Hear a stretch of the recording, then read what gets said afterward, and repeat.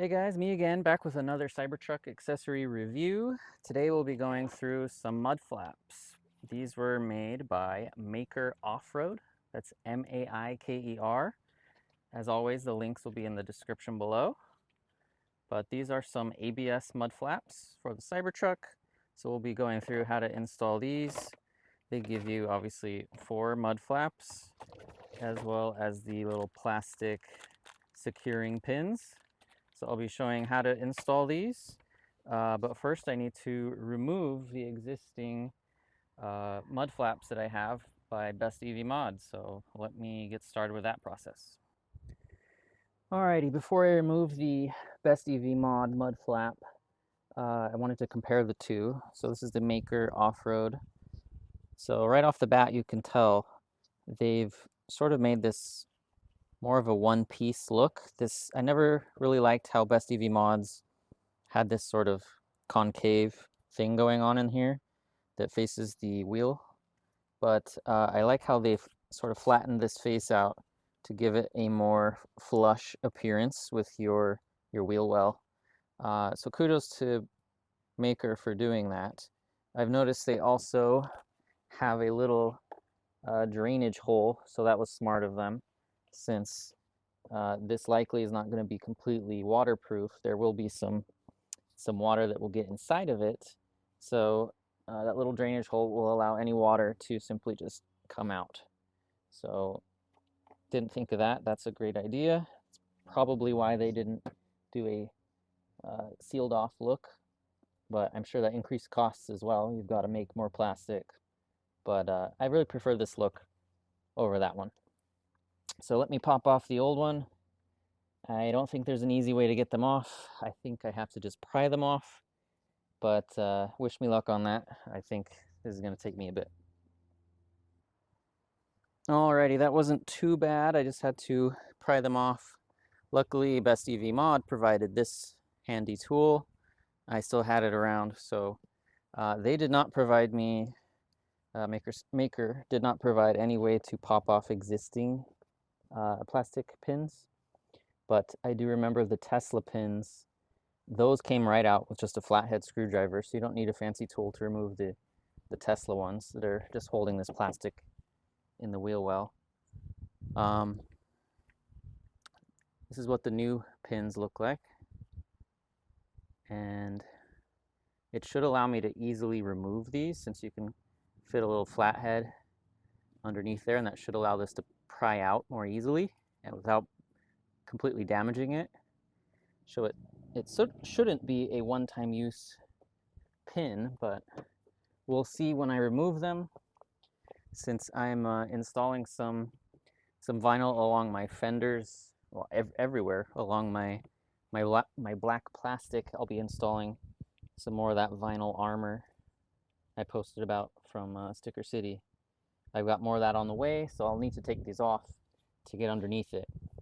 So we'll see when that day comes, when I need to remove these. But installation should be as easy as making sure everything's nice and lined up where it should be. Take the pin and press it in. Probably going to take a bit of force. Let me get my... There we go. Pops into place. So there are 12 of these plastic pins. I am a little bit confused because they also provided this screw in a pin. I assume that goes in this place where there is no existing hole, but I'm not sure. There are no instructions provided with this, so I'm going off of my intuition here. But it seems like the screw would, they're asking me to drill a hole into that, but I'm not sure. I'm wondering if that's optional, since they also provide these little metal clips, which I know is supposed to go around this, oh, and there's my glove, around this trim to kind of pinch that in place. So I suppose that's an optional screw. I'm not going to put it in at least quite yet, but I'm pretty sure that's where those screws are supposed to go. Ugh, keeps grabbing my gloves. So if you had just your Tesla pins and you didn't have to take off some other mud flaps like I'm doing, literally, look at this. You could install this, probably all 4 of these in 15 minutes or less. It's not a very complicated process. Let's see how that fits. I don't think that's going anywhere.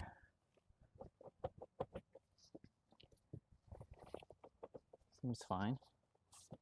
And show you, everything lines up beautifully on this edge. So they definitely have a good molding of the side of the Cybertruck, because that all is pretty flush, at least as flush as the other one, the Best EV Mod one, was. But that looks pretty good to me. So I will basically do the same thing to the other 4 tires and we'll check in after that. All right, I am back. I lied. I'm gonna show you the rear tire installation. I figured out what that screw is for. There's this little underside, and if you look under the Cybertruck, they utilize this T25 screw. So that's what that's for. So I'm gonna get my T25 screwdriver, remove that, and yeah, that explains the mysterious extra screw. All right, removing screw. I'll have to keep this. One more thing to keep track of. All right, line this baby up. Not sure if my Best EV Mod bumper protector is gonna get in the way.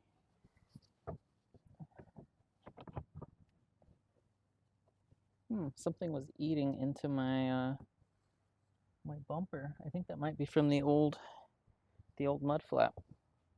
Maybe. Well, now I'm curious. Yeah, that lines up. So I noticed I've got a big gouge right here. That's from my old Best EV Mod mud flap. So I guess these things, maybe it's rubbing back and forth. I don't know, but it definitely chewed a little bit of a line into my bumper. So something to watch out for.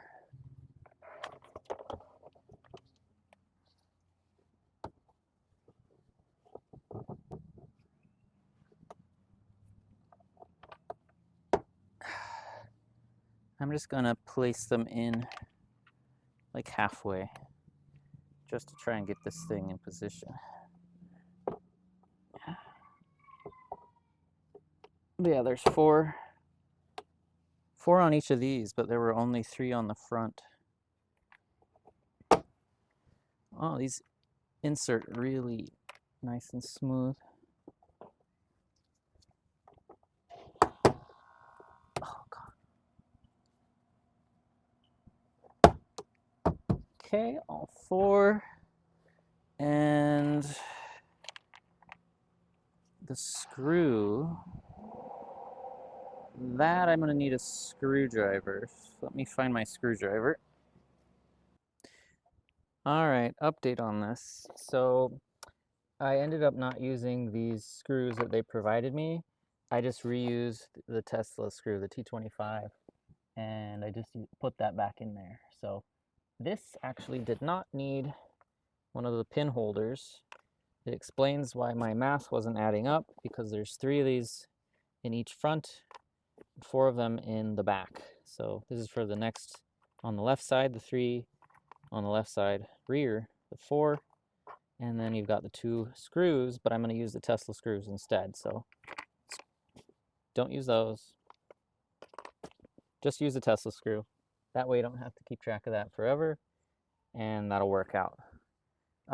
But this is not lining up as well because I've got this bumper protector in the way. So something to keep in mind if you use Best EV Mod's bumper protector or something similar is this is not meant to have to interact with anything else.